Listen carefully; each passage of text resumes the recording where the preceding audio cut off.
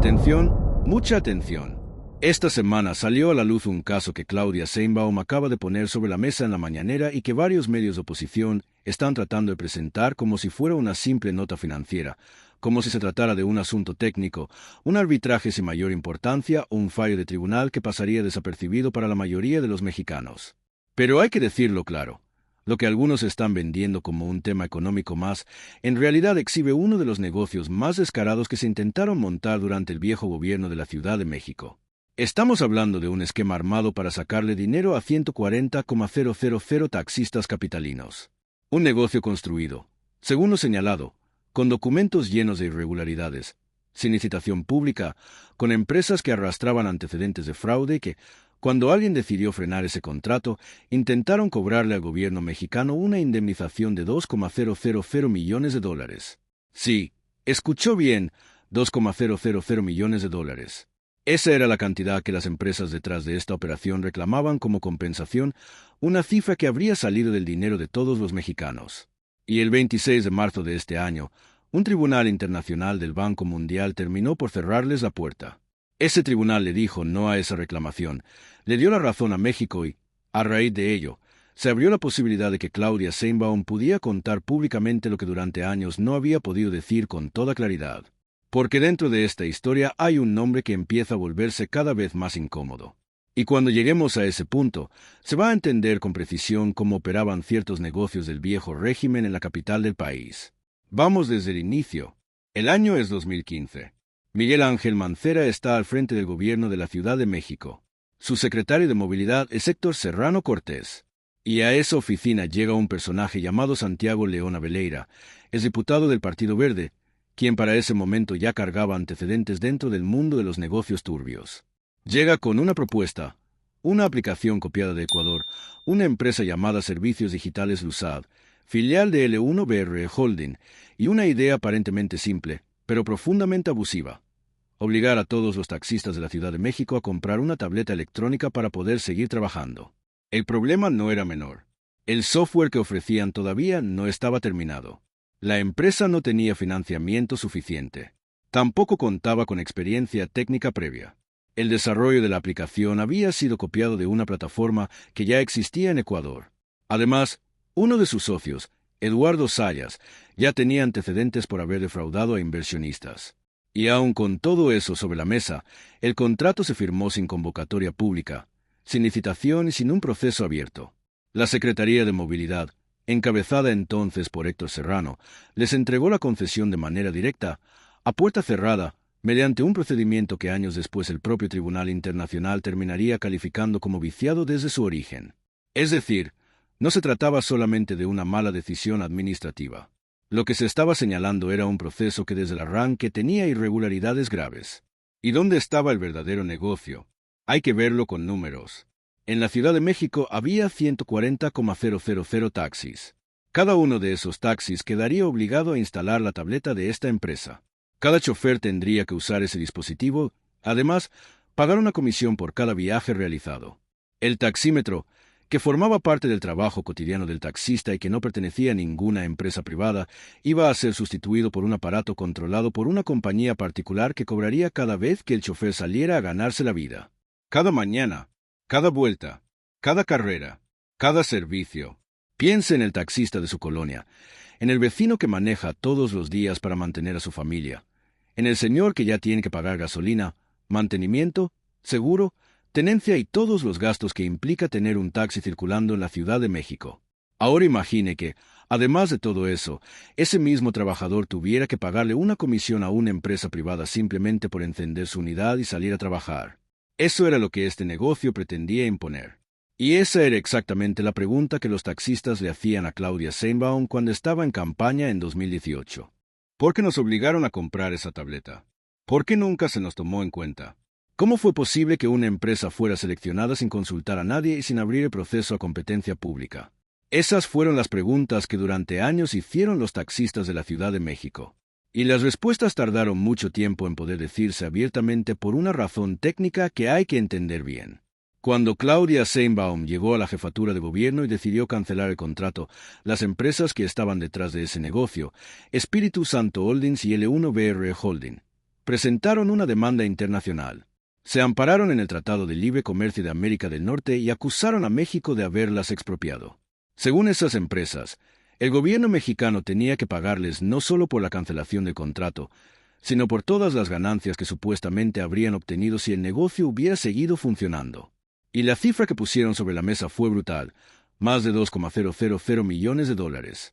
Póngalo en términos reales. Si una persona gana $10,000 al mes, tendría que trabajar 16,000 años sin gastar un solo centavo para juntar una cantidad como la que esas empresas estaban reclamando. Estamos hablando de $2,000 millones que querían sacar del erario, del dinero público, del dinero que usted paga con sus impuestos. Todo para entregárselo a una empresa cuyo negocio se levantó sobre un contrato que el propio Tribunal Internacional terminó calificando como irregular desde su origen. Y mientras ese litigio se mantuvo abierto durante casi 5 años, ningún funcionario podía salir a hablar públicamente del caso. Las reglas del arbitraje internacional lo impedían. Por eso Claudia Sheinbaum no había contado todo esto durante años. Por eso el entramado completo no había salido a la luz. Porque revelar la historia antes de tiempo podía poner en riesgo el pleito legal que México estaba enfrentando. Pero todo cambió el 26 de marzo de este año. Ese día llegó el fallo del Centro Internacional de Arreglo de Diferencias Relativas a Inversiones, el CIADI, organismo dependiente del Banco Mundial. Y la resolución fue contundente. El tribunal rechazó por completo todas las reclamaciones de las empresas demandantes. Determinó que la cancelación del contrato fue legal, que no existió violación al tratado comercial y que la concesión original tenía vicios de origen tan profundos que los inversionistas no podían alegar expectativas legítimas sobre un acto que nació irregularmente. Además, el tribunal condenó a las empresas a pagar los gastos legales del proceso. En pocas palabras, México se ahorró más de $2,000 millones. Ese dinero no va a salir de las arcas públicas. No se va a pagar con los impuestos de usted. Y la cancelación que Claudia Sheinbaum hizo en 2018 quedó validada por un tribunal internacional como una decisión correcta, legal y necesaria. Eso es lo que acaba de ocurrir esta semana. Y si este tipo de análisis le sirve para entender lo que muchos medios no están conectando, suscríbase ahora mismo y active la campana de notificaciones, porque lo que viene revela una parte clave de esta historia. Hay un nombre que aparece en el expediente del CIADI. Un nombre que Claudia Sheinbaum no mencionó directamente en la mañanera, pero que sí está disponible al público en la página del Tribunal Internacional. Quédese, porque lo que sigue es precisamente lo que los medios de oposición no quieren conectar. Analicemos la sinergia de lo que acaba de abrirse. Hoy hay un legislador activo en el Congreso de San Luis Potosí cuyo nombre aparece de manera repetida en el expediente público del CIADI. Se trata de Héctor Serrano Cortés, el mismo que fue secretario de Movilidad de la Ciudad de México durante el gobierno de Miguel Ángel Mancera. El mismo que encabezaba la CEMOVI cuando se otorgó la concesión. El mismo que, según la defensa legal presentada por el propio gobierno de México ante el Tribunal Internacional para ganar el caso, fue señalado como el funcionario cuya actuación dio origen a una concesión irregular. Cuando una reportera le preguntó esta semana sobre el tema, Héctor Serrano respondió: «No escuché mi nombre. No me siento de ninguna forma involucrado en un tema así». Eso fue lo único que respondió. Nada más. Pero el expediente del CIADI es público y lo que aparece ahí cuenta una versión muy distinta de los hechos. De acuerdo con los documentos del caso, durante el segundo semestre de 2015, Santiago León Abeleira se reunió con Héctor Serrano para presentarle aquella aplicación copiada de Ecuador. El proyecto, según quedó asentado, no tenía un software funcional, no contaba con financiamiento, no tenía experiencia técnica comprobada y aún así, en 2016, la Secretaría de Movilidad que Serrano encabezaba entregó la concesión de manera directa, sin convocatoria pública, sin licitación abierta, sin competencia real. El comité adjudicador actuó fuera de los supuestos legales. Se brincaron plazos, se ignoraron requisitos. Incluso la propia concesionaria participó en la elaboración de documentos que terminaron dándole la concesión.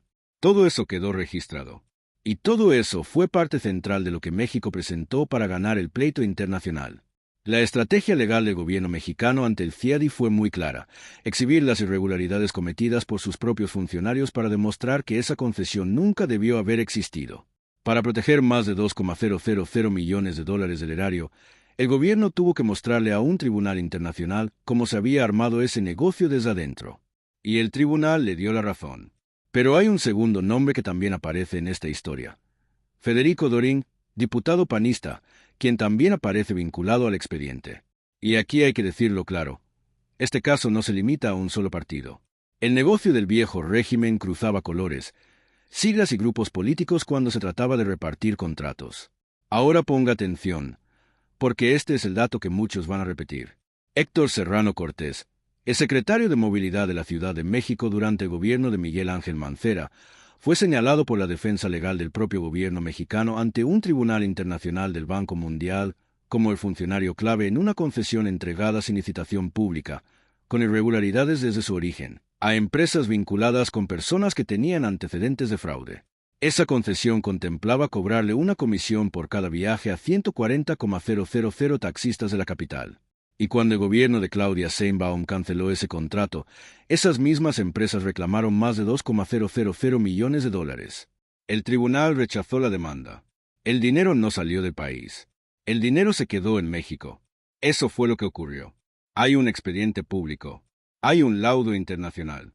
Hay una resolución del tribunal. Y también hay un funcionario del viejo régimen, hoy convertido en legislador, que dice que no escuchó su nombre. Pero Claudia Sheinbaum ya dejó claro que esta historia apenas empieza a contarse. Pidió que acuda a la mañanera Andrés Lajos Loaeza, el secretario de Movilidad, quien dio seguimiento cercano al caso, para que explique con detalle lo que ella misma llamó el enjambre. Todo lo que el arbitraje internacional impidió decir durante casi 5 años puede empezar a salir ahora. Nombres, movimientos de dinero, documentos, reuniones a puerta cerrada y decisiones que durante mucho tiempo permanecieron fuera del debate público. ¿Y qué viene ahora? Para Héctor Serrano Cortés, el escenario se vuelve cada vez más difícil de sostener. El expediente del CIADI está disponible en Internet.